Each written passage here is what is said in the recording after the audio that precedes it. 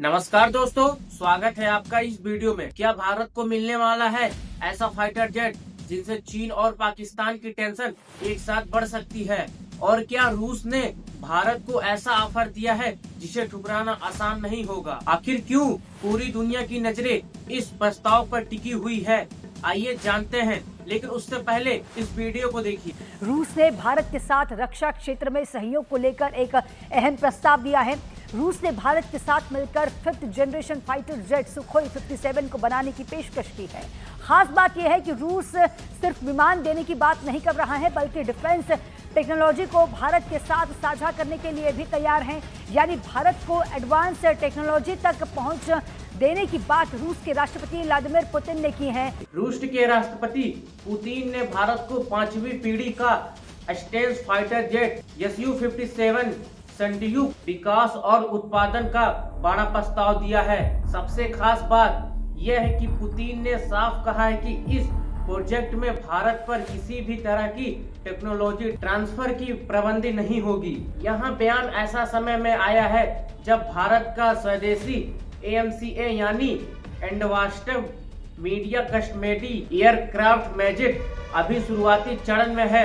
भारतीय वायुसेना को भविष्य के युद्ध के लिए एक आधुनिक स्टेशन फाइटर की जरूरत है, लेकिन AMCA को पूरी तरह तैयार होने में अभी कई साल लग सकता है। वैश्विक समाचार एजेंसियों के मुख्यों के साथ बातचीत के दौरान एक भारत का पत्रकार ने जब इस विषय पर सवाल पूछा तो पुतिन ने कहा कि रूस पहले भी भारत को Su-57 के संयुक्त विकास का प्रस्ताव दे चुका है। पुतिन के अनुसार हमने अपने भारतीय मित्रों को Su-57 के संयुक्त विकास का प्रस्ताव दिया था।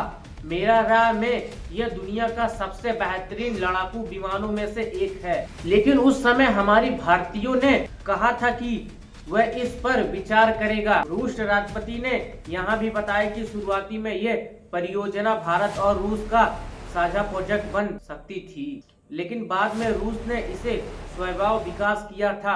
अब रूस एक बार फिर भारत के साथ मिलकर इस विमान के विकास, उत्पादन और भविष्य के अपडेट पर काम करने के लिए तैयार है।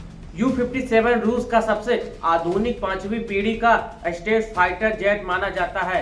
इसे दुनिया के रडार से बचकर हमला करने, लंबी दूरी के मिशन पूरे करने वाला आधुनिक हवाई युद्ध में बढ़त हासिल करने के लिए डिजाइन किया गया है। दूसरी तरफ चीन लगातार अपनी सेना ताकत बढ़ा रहा है। चीन पहले से J-20 स्टेल्थ फाइटर का संचालन कर रहा है और वह चंद्रयान J-36 तथा सूर्ययान J-50 जैसे अगली पीढ़ी के लड़ाकू विमान पर काम कर रहा है। उधर पाकिस्तान ने भी के साथ J-57 फाइटर खरीदने की दिशा में कदम बढ़ा रहा है और लगभग 40 विमानों की खरीद की योजना की पुष्टि की है।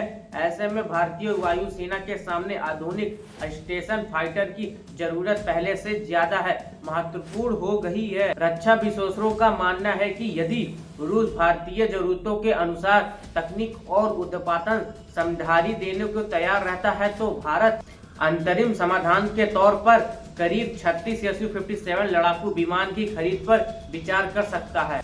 हालांकि अंतिम फैसला भारत सरकार और भारतीय वायुसेना के रणनीतिक मूल्यांकन पर निर्भर करेगा, लेकिन इतना तय है कि पुतिन के इस प्रस्ताव ने रक्षा जगत में नई बहस शुरू कर दी है। अब सवाल है कि क्या भारत को रूस का Su-57 ऑफर को स्वीकार करना चाहिए या फिर पूरी तरह स्वदेशी MAC पर भरोसा करना चाहिए। तो दोस्तों, अपनी राय कमेंट बॉक्स में जरूर बताइए। अगर वीडियो पसंद आए तो वीडियो को लाइक करें, चैनल को सब्सक्राइब करें और मिलते हैं अगले वीडियो में किसी नेक्स्ट टॉपिक के साथ।